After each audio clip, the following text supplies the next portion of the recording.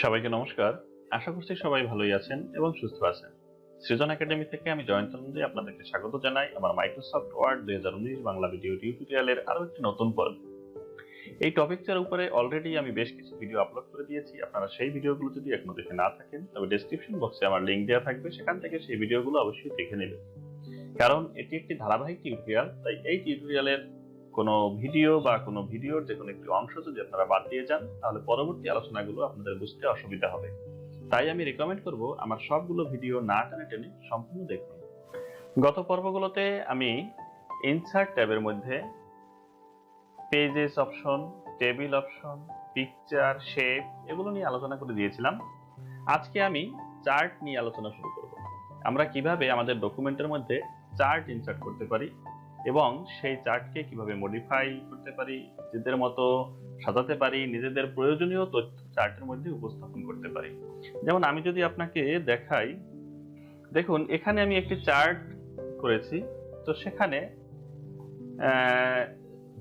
একটা স্কুলের ষষ্ঠ থেকে নবম শ্রেণীতে কোন শ্রেণীতে কতজন স্টুডেন্ট আছে, যে এখানে দেখুন নাম্বার অফ স্টুডেন্ট এখানে আছে ক্লাস 6, 7, 8, 9 কোন শ্রেণীতে এখানে দেখুন মার্ক করা আছে যে এই যে কালারের বক্সগুলো, এই কালারের বক্সগুলো হলো বয় অর্থাৎ ছেলে স্টুডেন্ট, এবং এই হলুদ কালারের যে বক্সগুলো আছে এই বক্স দিয়ে বোঝা যাবে মেয়ে স্টুডেন্ট।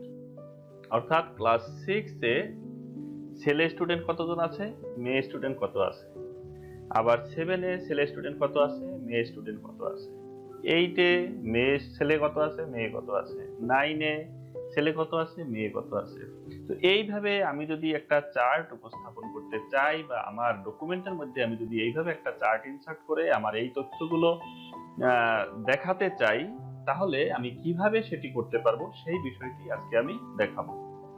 তো বন্ধুরা চলুন শুরু করি আজকের আমার চার্ট ইনসার্ট নিয়ে টিউটোরিয়াল, অর্থাৎ কিভাবে আপনারা আপনাদের ডকুমেন্টে চার্ট ইনসার্ট করতে পারবেন এবং সেই চার্টকে মডিফাই করতে পারবেন, নিজের প্রয়োজনীয় তথ্য চার্টে শো করাতে পারবেন।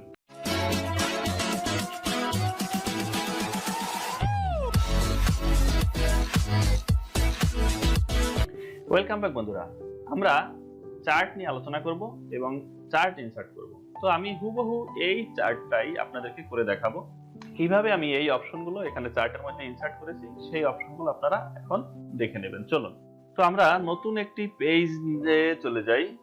সাপোজ আমি এই একটা নতুন পেজে আসলাম, এখানে আমি ওই চার্টটা ইনসার্ট করব। তো চার্ট ইনসার্ট করার জন্য আমরা দেখুন এই যে ইনসার্ট ট্যাবের মধ্যে চার্ট অপশনে চলে যাব। চার্ট, তো চার্ট অপশনে গেলে এখানে দেখুন বিভিন্ন ধরনের চার্টের লেআউট দেয়া আছে। দেখুন এই যে একটি অপশন দেয়া আছে কলাম, এখানে লাইন, লাইন যদি আপনি চান তাহলে এই যে লাইনের মতো এই অপশনগুলো আছে, এভাবে আপনি নিতে পারবেন। পাই চার্ট নিতে পারবেন, বার নিতে পারবেন, এভাবে আপনি এই বিভিন্ন অপশন আছে, এই অপশনগুলো থেকে আপনি আপনার পছন্দ মতো যে কোনো চার্ট ইনসার্ট করে নেবেন। এখান থেকে দেখুন চার্টের আরো অপশন আছে, এইগুলো থেকেও আপনি মডিফাই, চেঞ্জ যতটা করার আপনার যেভাবে ভালো লাগে সেভাবে আপনি করে নেবেন। তো আমরা সাপোজ এই প্রথমটি কলাম আকারেই আমরা নেব। তো আমরা এই কলাম যে অপশনটি আছে এই অপশনটি সিলেক্ট করে ওকে প্রেস করব। তো ওকে প্রেস করে দেখুন সাথে সাথে আপনি আপনার ডকুমেন্টের মধ্যে চার্টটি দেখতে পাবেন। তো এই অপশনগুলো থেকে আপনি যে অপশনগুলো চেঞ্জ করতে চান বা আপনার নিজের ডাটাগুলো আপনি এখানে ইনপুট করে দিবেন। তো সেই অপশনগুলো এই যে দেখুন, যে এই যে এখানে আপনার ডাটাগুলো ইনপুট করার অপশন দিয়ে দিয়েছে। তো এখান থেকে আপনি আপনার ডাটাগুলো চেঞ্জ করে আপনি আপনার যে ডাটাগুলো ইনসার্ট করতে চান সেই ডাটাগুলো ইনসার্ট করে নেবেন। তো প্রথমে দেখুন আছে ক্যাটাগরি। তো ক্যাটাগরিতে আপনি এখানে দেখুন ক্যাটাগরি কোনগুলো, এই যে। তো এখানে আমার নিচে কি ছিল, ক্লাস 6 থেকে ক্লাস 9 পর্যন্ত। তো আমি এখানে লিখে দেই ক্লাস 6, ক্লাস 7, ক্লাস 8, ক্লাস 9। আপনি যদি আরো ইনসার্ট করতে চান ক্লাস 10 আমি আরো একটি বাড়িয়ে নিলাম। এবারে সিরিজ 1 এখানে আমি লিখে দিলাম বয়, তারপরে আমি লিখে দিলাম গার্ল। আমার সিরিজ 3 দরকার নেই, আমার দুইটি অপশনই দরকার আছে, আমার এটি দরকার নেই, এটা আমি মুছে দিলাম। এবার আমি লিখে দিব আমার ক্লাস 6 এ আমি কতজন স্টুডেন্ট, আমি মনে করি ক্লাস 6 এ থাকলো 50 জন ছেলে এবং 40 জন মেয়ে। ক্লাস 7 এ 45 জন ছেলে 40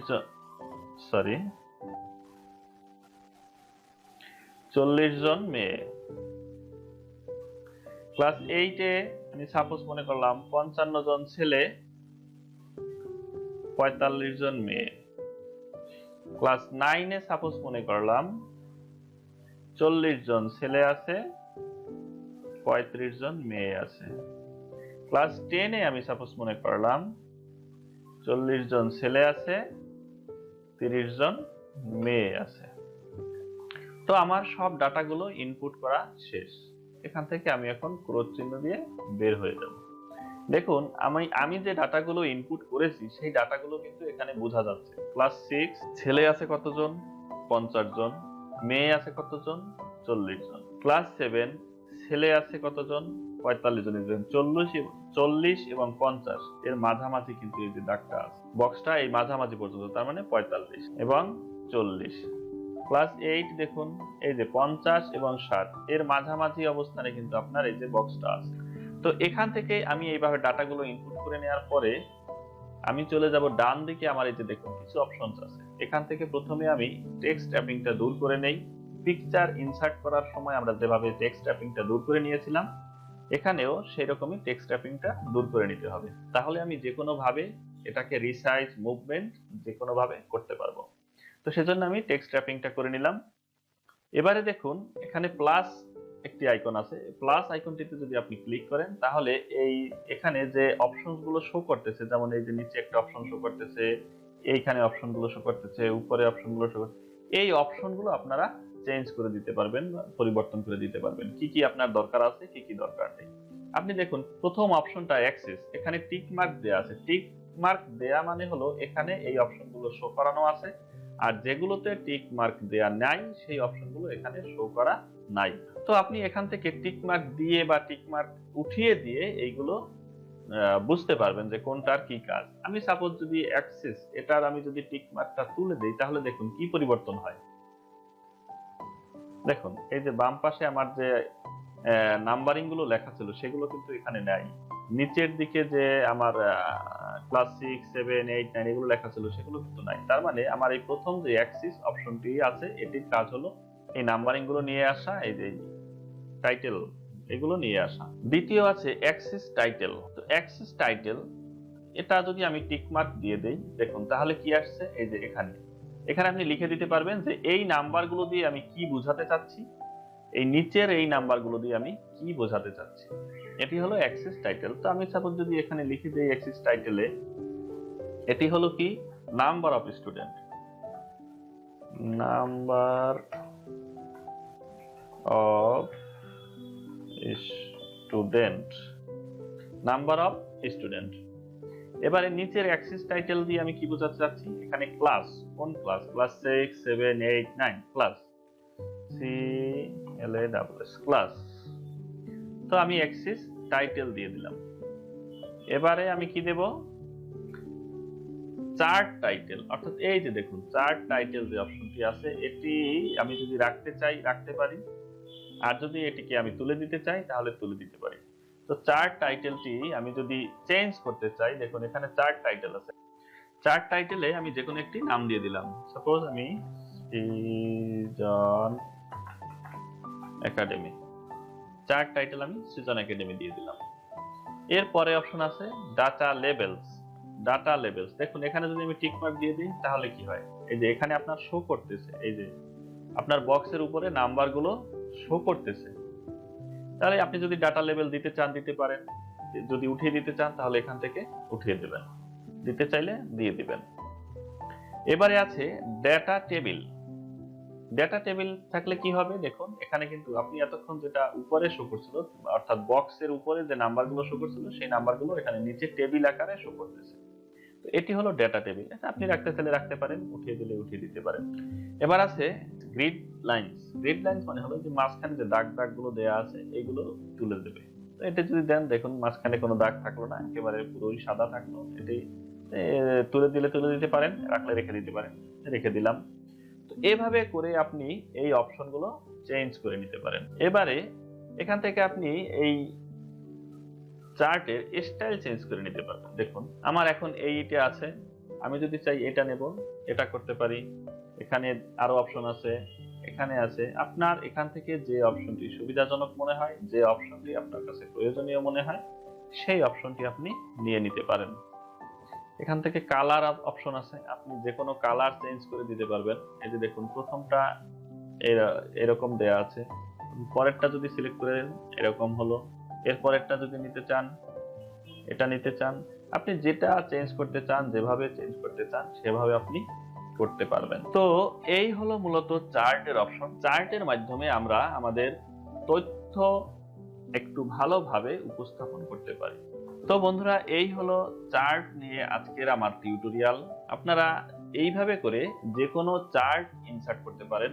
তো এই চার্ট ইনসার্ট করার মাধ্যমে আপনি আপনার প্রয়োজনীয় যে তথ্যগুলো আছে, প্রয়োজনীয় যে ডেটাগুলো আছে, সেই ডেটাগুলো আপনি একটু ভালোভাবে, একটু বোধগম্য করে উপস্থাপন করতে পারেন। বন্ধুরা আশা করছি পুরো ভিডিওটি আপনাদের কাছে ভালো লেগেছে। যদি ভালো লেগে থাকে তাহলে লাইক বাটনে একটি ক্লিক করে দিবেন।